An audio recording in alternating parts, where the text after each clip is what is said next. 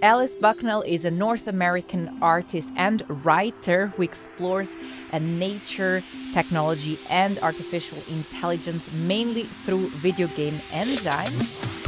So I'm very pleased to welcome her on Swizz Art Biz. Hi, Alice. Hi, thanks so much for having me. Yeah, so good that you're here. Thank you for being here with me. You're one of the artists of the DAS Digital Art Festival in Zurich. You're showing a piece called Swamp City. Can you tell us more for the listeners? What do they need to imagine? Yeah, sure. Swamp City is a video art piece I produced during lockdown.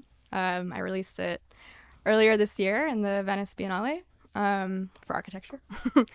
And it's imagining a near future scenario where climate change has escalated beyond belief. The Western United States and California is on fire, New York is underwater, and people are once again in search of salvation through nature. So it explores a fictitious development company called Swamp City and their real estate agency called the Evergreen Group. And essentially what Swamp City has done is to build a high-tech eco-tourist retreat in the Florida Everglades. And it allows the 1% basically to fly in from the burning remnants of the country and to reconnect with nature in this kind of greenwashed scenario. And it looks at the development in the Everglades, which is where I'm from. I come from Florida. And it looks at it through both human and non-human perspectives. So in the piece, which is about 30 minutes long, we hear the perspective of the architect who's responsible for developing the park, as well as an alligator that is interrogating him and asking after his rationale for building this kind of utopia, dystopia, binary scenario. And we also hear from a resurrected bald cypress tree, which is based on a real-life tree which was burned down a few years back in the Everglades National Park. And the story goes she was resurrected by the park, and she kind of monitors the pollution levels and like the air quality and kind of keeps the carbon footprint of the park really small, but has this really complicated memory of her past life. And without giving away too much, that ultimately does kind of produce a sticky end for the architect and the development initiative. But yeah, it's basically looking at the entanglements between nature, technology, a concept Naomi Klein, the economist, termed disaster capitalism, or the evolution of like luxury escapism in times of crisis, and looking at like non-human perspectives on the Anthropocene, which is the era of human history that has human actions have fundamentally changed the natural geology of the earth and its climate. What made you create this piece? Was it also accelerated now through the times where we are actually in crisis through the pandemic, or was there a key moment where you thought, okay, I need to do this piece? Yeah, I mean, it was definitely inspired by the pandemic. I mean, originally I wanted to go to Florida and film a lot of the work in the Everglades, so in the swamp. I've been there many times before for research purposes, looking at ecotourism in the Everglades, specifically in Everglades City. So Swamp City is kind of a reinterpretation of that. It's a small town, basically, but it's just set up in the middle of the park where no one would actually be living. Like, there's no real economy beyond the tourist economy. But of course, because of the COVID pandemic, I wasn't able to fly back to the States from London, where I'm currently living. So I actually built the entire world through a game engine. I use Unreal Engine, and I've used Unreal a lot in my work.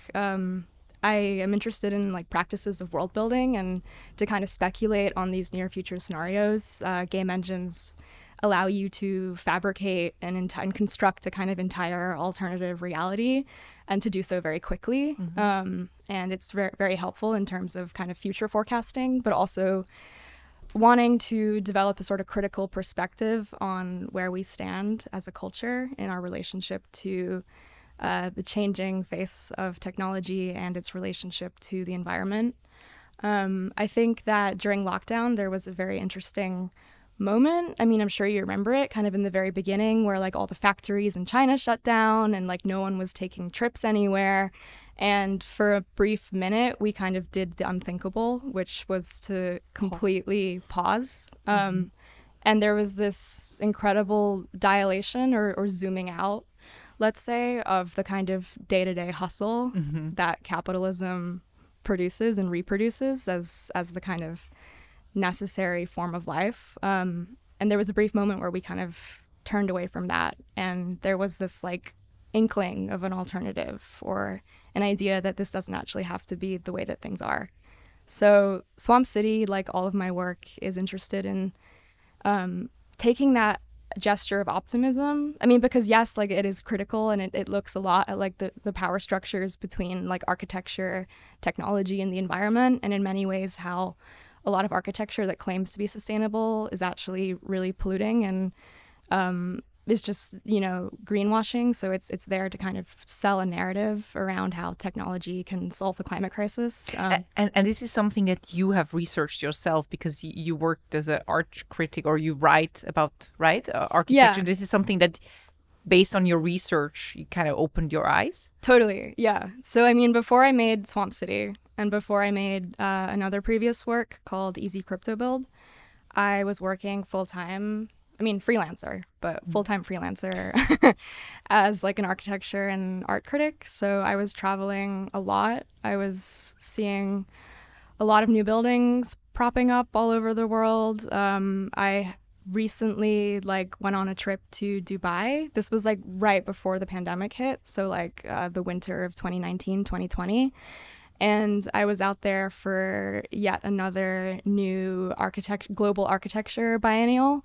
And, you know, after a couple years, I started being full-time freelance in 2018, a couple years like riding this merry-go-round of kind of post-global art and architecture events. So, you know, like the same kind of cohort of celebrity architects designing basically carbon copies of their buildings and scattering them all over the world, but then presenting them or wanting to sell them with this kind of narrative around how, like, I don't know, one more green roof can like stop climate change, or if like a building is carbon neutral, like it cancels out the kind of migrant labor abuse. I mean, as we've seen a lot in Dubai and Sharjah was where I went for this architecture biennial.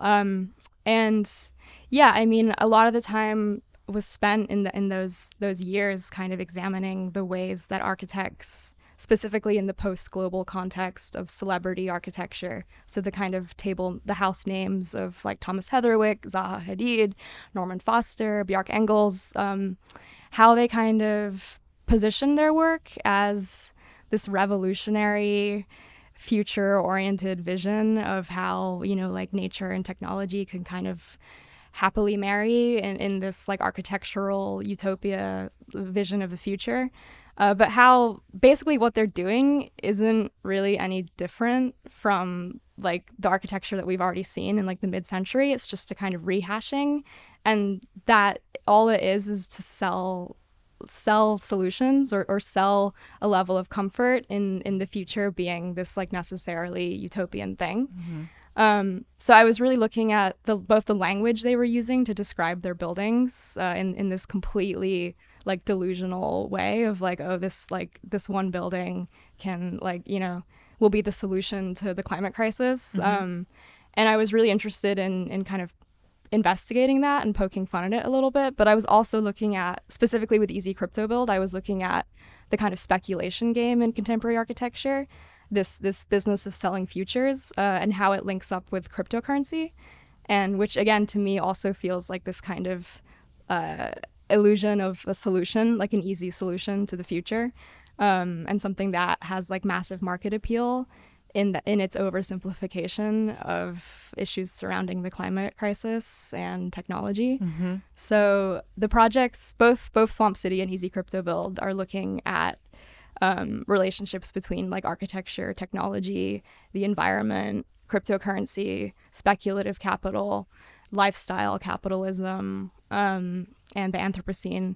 But they're all based on experiences and observations I had as a freelance critic, like going around and looking at these buildings, going to the press launch and like listening to the architects kind of sell their pitch for a vision of the future, and kind of wanting to understand and get behind and yeah, I mean, in some sense, like pull apart some of that delusion. So that's interesting that you went from being an art critic and now starting to create your own art, which is quite recent, as you told me before the interview. Why did you choose art to basically point to these things? Yeah, that's a really good question. I think my answer is twofold. I think there was definitely a moment in writing about this stuff, which, of course, you know, you go out to see a building that opens or you go to review a biennale or an exhibition. You're able to contextualize the show or the building. If you're a good critic, that's what you do.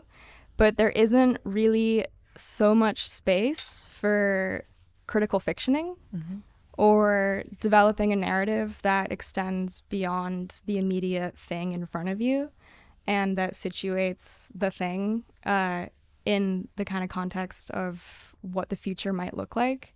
So as an artist, I borrow heavily from, and I'm like inspired every day by authors and previous artists, like specifically Octavia Butler and Ursula K. Le Guin, who were both speculative fiction writers who take a similarly kind of kaleidoscopic and zoomed out view on the future and almost use issues of the present to not like predict the future necessarily, but to speculate on it, and to kind of bring in all these different like topics and disciplines. So I mean like anthropology, sociology, architecture, environmentalism.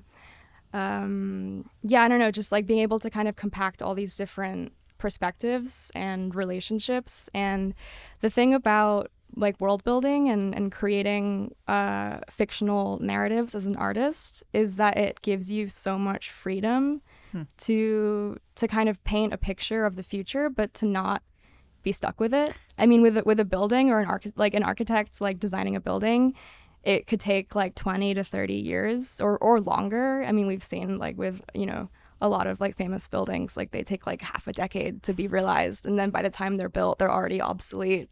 But I think the great thing about working with speculative fiction and also with video art and game engines specifically is it's a very kind of immersive technique or strategy. If you can build an entire world that's set in a kind of near future scenario that takes crises of the present, like a lot of the Swamp City piece less so, but Easy Crypto Build was made during the pandemic and it was reflecting on a lot of the kind of social inequality that the pandemic was producing, and also the questions around environmental crises and like ecological changes that we were seeing. And as we, you know, talked about, the capacity maybe to zoom out and see a slightly larger picture in the pandemic. To have that sort of future-oriented perspective that both stays accountable to the present and almost like presents a world that could be real in the future. You don't know exactly what time. Maybe like, you know, some things feel familiar, some things really don't.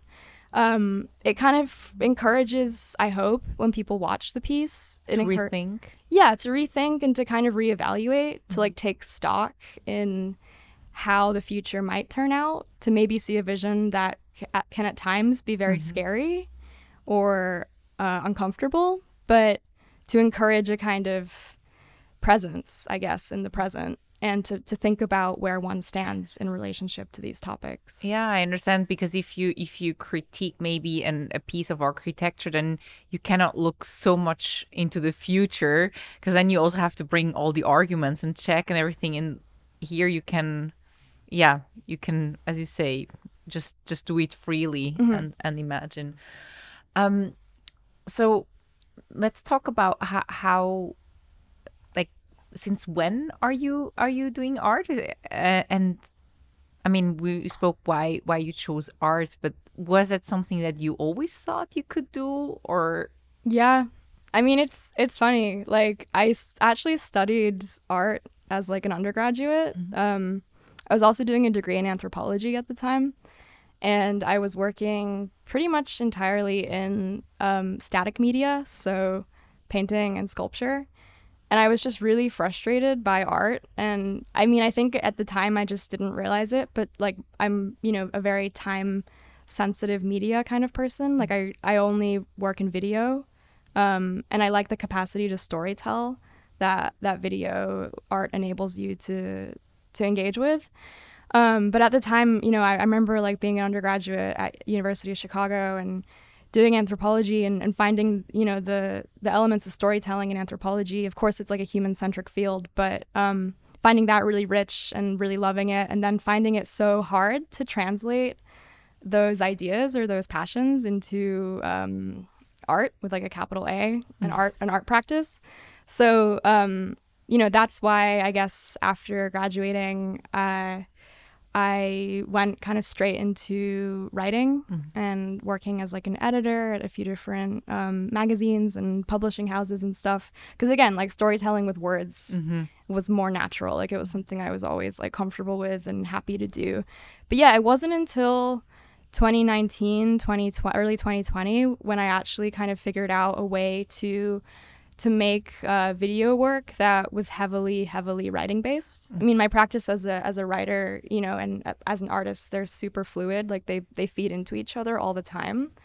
But yeah, it was basically wanting to take kind of speculative fiction scenarios or narratives about the near future that I had written or thought about like linguistically, and then put them into a kind of visual environment, like a speculative nature or a speculative ecological development in the Everglades kind of thing. So I would say that I struggled a lot with the balance or relationship between my art and writing practice, and it wasn't until really recently that I understood they could be the same thing. Yeah. It's just a way for you to express yourself. Yeah, and I mean, talk about like systemic issues and kind of take a systems approach. I mean, with world building, like that's certainly something that I think about a lot. And yeah, like we were saying earlier, you know, with the kind of really sober freelance work as a critic, it was always like responding in a vacuum to a single building or a single exhibition and not really having this capacity to think on this like systems wide kind of perspective. And to me, that's like where that's like where the magic happens. Like that's where things get really interesting, and where things like when you muddy the waters between fact and fiction and create these like total environments that feel real at times, but then also are kind of in this accelerated vision of the future. To me, that's where the kind of agency and the excitement begins. So, I mean, with all of these projects, like they always start out as like a narrative that I'm writing or like characters that I'm thinking about and researching and writing. Like a lot, I mean, pretty much all of the characters and all the buildings in both Swamp City and Easy Crypto Build are based on like real life characters. So like celebrity architects or... It's funny because you say in the video in the end, any similarity is considered, it's by coincidence, right? Yeah, I had to put in, now I just put those disclaimers in for everything just because I've been in a few pretty like sticky situations with, I mean, Swamp City specifically. Oh, where people recognize themselves? Yeah. Oh, funny. Yeah. Well, but that's actually then showing them the mirror and showing, well, that's actually you, if they recognize themselves. But that's the funny thing, is the second that the kind of speculative fiction and world building that I'm interested in making and exhibiting in an art world context, the second that leaves the gallery or the art audience and it hits an architect or it hits a luxury real estate developer in LA and they see themselves and they're like, what the fuck is this? And that's when like the legal papers come out and the lawyers come out, and that's like why I've received so many threats, is like they don't actually see it. There's like no capacity for self-criticality or self-awareness. The most interesting thing with Swamp City is that the real estate office, the like luxury tour agency that's included in the work, they're currently called the Evergreen Group, but I actually had named them earlier the Oppenheim Group, which is luxury estate agency based in Los Angeles. They are probably the most well known from their reality TV show on Netflix called Selling Sunset. Yes. Yeah, so they saw the video and... Oh, but you used the name. Yeah. But in a different context. In a different area. In a different area, yeah. But they looked at the video. I mean, it's impossible to tell exactly what they thought, but I did receive like a legal threat from them that was essentially the way that I read it. They were thinking that the Swamp City development was a real life development that was actually happening in the Everglades. Oh. And they were accusing me of defaming them by incorporating their brand into the project. They didn't understand that it was a video art piece. They didn't understand that it was like a kind of satire, a satirical commentary on like luxury ecotourism brands and this kind of like greenwashing agenda of a lot of contemporary architecture. All they saw was that they were implicated in this like incredibly scam-like looking company and that they just wanted out immediately. And then? Well, I had to remove them. Okay, that's what you did, and now it's a fine. It's fine. Okay. Yeah, we're good now. Let's talk about crypto build. Or Easy you meant crypto build? easy crypto build? Yeah. Or maybe less about the work, but about that whole NFT, Sure. crypto rise hype that is happening right now. I mean, I interviewed a few people before you for my podcast who are very enthusiastic about NFTs and everything. So I'm also glad to have a different perspective. What are the main points that you see as an issue when talking about this whole hype, which some of the people in the art world think that it might revolutionize the art market. Sure. It might give more power to artists selling their work.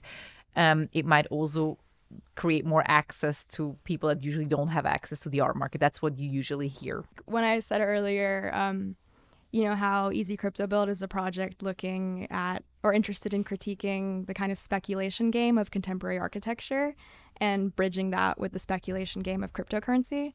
That's kind of where I see the two. In the project Easy Crypto Build, one of the characters calls the fake company, who is vending architecture for the apocalypse, as a Ponzi scheme for libertarians. And I would basically call the NFT market, or at least the mainstream NFT market, the same thing. Why? Yeah. Well, I think that, I mean, there's so many issues I have with the mainstream NFT market. And when I say that, I mean the 98% of NFTs that are minted on the Ethereum blockchain, which is a proof of work protocol. You have to explain that. Sure. A proof of work protocol is basically was intended as a temporary solution for the verification process of non-fungible tokens. So the idea for it is that in order to verify a token, a computer has to expand a shitload of energy to solve a very complicated equation. It's also the same process that's used to mine crypto, so to generate Bitcoin. to generate Bitcoin or Ethereum, to produce more tokens and therefore to make money. The idea for a proof of work protocol was never meant to be a permanent solution. It was literally a holding value. It was a temporary idea because It uses so much energy. It uses so much energy that, you know, to replicate the process would be impossible, basically. So I think it's incredibly troubling that despite being around now for over half a decade, that technology hasn't evolved or hasn't picked up the slack or hasn't moved to a less environmentally damaging solution. And the more money that gets poured into the NFT space, the harder it's going to be to move to a less damaging model. The technology for a less damaging model is called proof of stake currency, and it's been a thing for years. And there are many platforms that do not get nearly enough airtime or recognition that work with proof of stake, and we just haven't heard from them. You know, we haven't heard of them. They haven't been marketed or published about, like, rarely enough. But neither has the real ecological carbon footprint of proof of work. It's no coincidence that the largest markets out there, so like the Nifty Gateway, the Foundation, the OpenSea, all of these markets, which are basically household names now in the NFT space, have not published any of their statistics on how much energy consumption they use. Neither has Ethereum or Bitcoin, the two largest by far cryptocurrencies out there. It's estimated that like a single NFT, so one edition of an NFT minted on one of these platforms and sold through one of these marketplaces, uses an average of 3 months of the average European's electricity, or a transatlantic flight. And that's like the bare minimum. Like, studies have shown that another NFT that maybe is an edition of 10 or a slightly larger file can take up to 10 years of the average EU resident's electricity. And I mean, now we've seen scenarios like in Iran, where there's been massive power blackouts from people mining Bitcoin. And like, I mean, they're expecting again to lose power this winter for months and months at a time, because people are, you know, using supercomputers basically to run these incredibly complicated equations to generate more profit. And it causes the electrical grids to surge and for power to be lost, like in massive areas of the whole country. And I think that's the incredibly damaging narrative that mainstream NFT markets and the whole minting process behind proof of work currencies produces, is that it's literally like the more damage you do to the environment, the more energy you consume and use up, the richer you get in the NFT space. That's crazy. Yeah. However, Ethereum has been saying, or it's being said, that they're moving to a proof of stake model very soon. I mean, they've been saying that since 2017. So I'll believe it when I see it. So you boycott, of course, Ethereum until, I mean, as long as they're using that model. But you minted your only NFT on a more eco-friendly platform, as you told me, Algorand? Yeah. Yeah, so Algorand is a proof of stake currency. It's also it's owned by women of color, which is like another major issue I have with the mainstream NFT markets, is it's predominantly like rich, white, male artists that are making the money. I mean, out of the 20 like highest selling NFT artists, 18 of them are white men. There's estimated that there's only like 15% of creators in the NFT space are women. So this is the narrative that you hear from NFT markets, is that it's this like disruptive force, it's this game changer, it's this agitator in both the kind of tech sphere and the contemporary art sphere, that it's going to equalize and make accessible this market to everyone. But if you look at the statistics, that is absolutely not the case. But couldn't women just also mint an NFT? Like, the access to it, isn't the access the same? Sure. Like, theoretically, if you have $500 or $600, which is often the cost of gas fees for proof of work protocols and marketplaces, you could theoretically mint your own. But the problem that we're seeing is not so different from the kind of traditional gatekeeping of both the technology spheres and the conventional art market. It's a question of accessibility. Many of the kind of premier auction houses for NFTs are invitation only, or they're curated, which means that even if you have the funds to mint and list an NFT, there's no guarantee that your work will be chosen.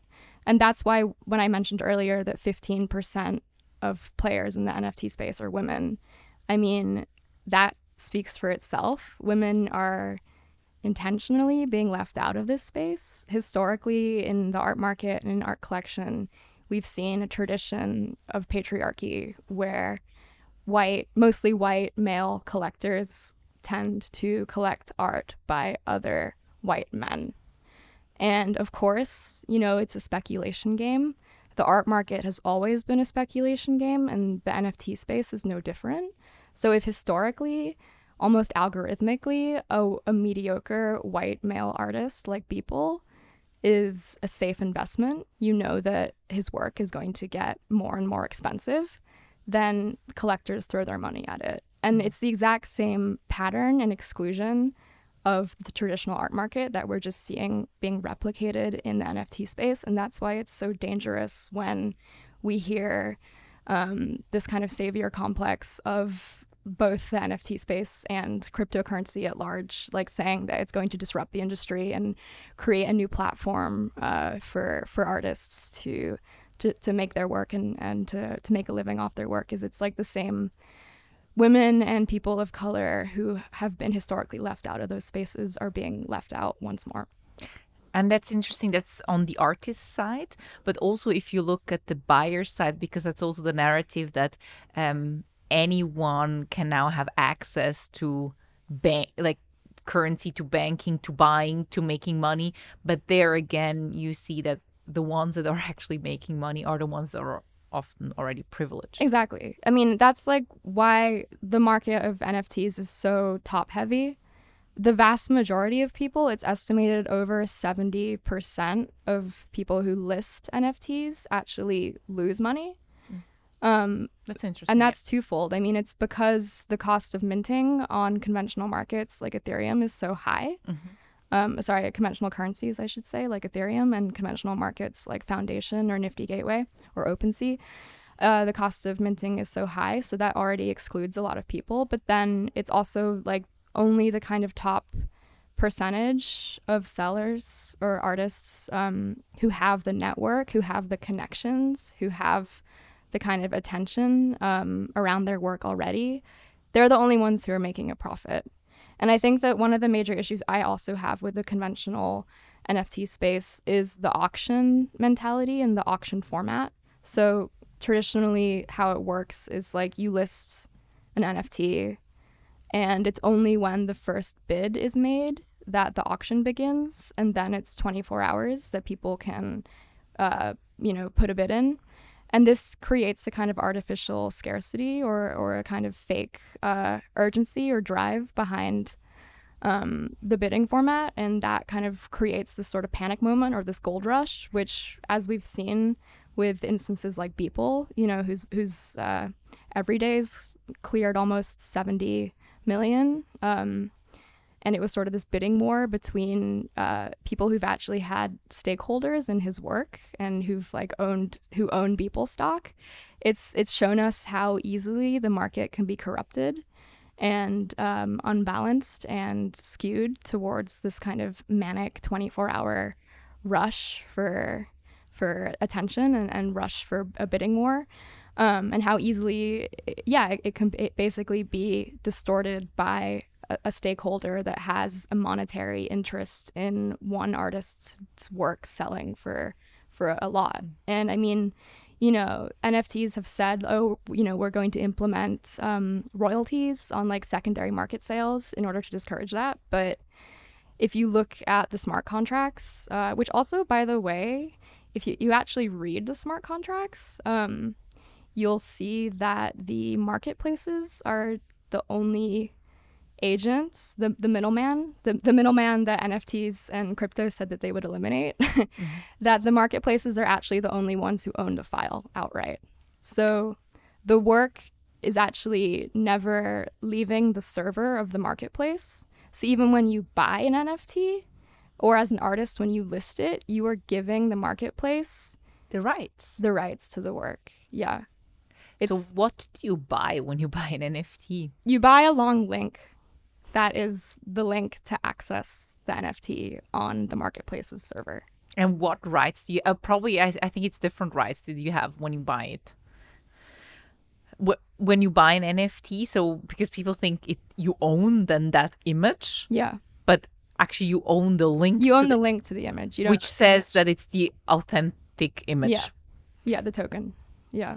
And it's also interesting what you said about scarcity in a place like digital art where there is actually no, I mean, you can replicate as much as you want. And yeah. I mean, that's like a kind of separate argument. I mean, I have friends and an artist who I respect a lot. Their name's Everest Pipkin. They've written a really great piece that is kind of interrogating and finding issue with the whole principle of artificial scarcity. Their perspective is that digital art is this fundamentally like democratic thing. There's like no original.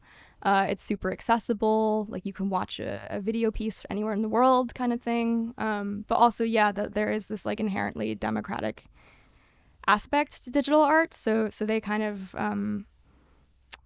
refutes NFTs on a kind of intellectual or ethical grounds. But then how do you make money as a digital artist? That artist? Kind of, that's exactly what I was going to say. I mean, like I personally don't have the same perspective on NFTs. I think that it's entirely possible to work with them. I think because you mentioned the mainstream NFT market, but then there is this other NFT market where you also worked in. Yeah, sure. I mean, I think that there's like a handful of amazing artist-run NFT spaces. Hic-et-Nunc is an artist-run marketplace that's using the Tezos blockchain, so it's another proof-of-stake currency. And the whole thing is run and managed by artists, so anyone can list a work on there. There's no gatekeeping, there's no curation, there's no exclusivity to the marketplace. And also because it's a proof of stake currency, there's very, very low minting fees. It's like 10 cents or something. And the gas fee or the energy consumption to minting an NFT on their platform is the same as like using your hairdryer in the morning. It's like 0.01% of what the other exactly uses. So I mean there's been like a handful of cases and a handful of artists who I think are using NFTs in a very interesting way. And their work is exclusively on proof of stake protocols. So I can name a couple. I mean, the show that I was in was organized by a friend of mine, Peter Wu, who owns a gallery in Los Angeles. And the show went live on this past May, so over the summer or spring. And at the time, it was the first NFT exhibition to mint the entire show. And it was a really interesting gesture because I was participating with 6 other artists, some of whom in the kind of conventional art world had blue chip representation. So, you know, their work would, in a traditional fair or gallery setting, be listed much higher than some of the other artists in the show. But the gesture was that if you buy one person's work, you buy them all. The entire exhibition was minted, so it wasn't like individual works had a price tag. And also when you purchased an NFT, which, yes, was minted on proof-of-stake protocol, so ecologically friendly, you got access to the entire exhibition, which was, I mean, it was kind of like a kind of cheeky like critique of a lot of corruption, both in the NFT space and also traditional art markets, because it was set in this virtual environment that was based on a free port. So the show was called Freeport. And yeah, so you basically could like wander in. All of the works were installed in this virtual space in a site-specific way. And each of the pieces, was presented kind of in the context of everyone else's work, and the artists split the profits equally. So there was no kind of hierarchy on pricing, and also a complete transparency and collaboration amongst the artists to agree to that model. And it was a really exciting thing to be a part of, just because I'm really interested in the ways that NFTs can be used to challenge and think beyond conventional forms of ownership. I'm interested in this idea of collective ownership. And I'm also interested in artists who have used NFTs both as a form of social justice and also as a way to challenge or disrupt the conventional transaction module of you give me money or you give me crypto and I give you a finished piece of work. So there's a couple NFT artists that I'd like to shout out. Sure. Yeah, no, I'm interested in that. Yeah, let us know. Yeah, sure. So the first is I think she's German or maybe Austrian American artist. I think she's German American, Addie Wagenacht. And I've been following her work for a while now. She's actually on the board at Algorand, so she's been working for years to help produce a currency which is run by women of color and is also ecologically and environmentally sustainable. And also it has a kind of social justice program with like free scholarships for coding tuition, which is bringing great. more women to tech. Yeah, exactly. And yeah, so she was in the Christie's NFT show. And she and I caught up about it because I was really interested in hearing her perspective. I mean, she's done a lot of kind of social justice work in the NFT space, specifically during the Black Lives Matter movement in the US. She was listing NFTs and donating 100% of the proceeds to various organizations who were doing like on the ground work at the time to both protect protesters who were being incarcerated or held in jail in the States, and also just for like Black Lives Matter organizations. And I was really interested in, like basically her concept of kind of invading or occupying a market which is so often and so rightly accused of money laundering and playing the speculation game and essentially gambling and kind of co-opting or moving some of those profits into a space that can quelch or at least minimize some of the kind of societal and racial and political inequities that we've been seeing like in the pandemic specifically, but that have been there all along. So I was really, impressed by her work, and it inspired me to do a similar thing with my participation in Freeport. So as I mentioned, the show was live in May, which was right when the Palestinian Liberation Front was kicking off. And there's a really great organization called MAP, or Medical Aid for Palestinians. So I participated in the show with the condition that all of my profits would be immediately liquidated and donated to them. So that was something that I'm really excited by, is this capacity for the NFT space to be used as a way of shifting one's money and attention to social justice campaigns. And then I'm also interested in a practice which I saw first in an exhibition at Transfer Gallery, which is another space in LA. It was called Pieces of Me. And it was one of the first kind of critical NFT shows. So it was, interested in kind of interrogating what NFTs are,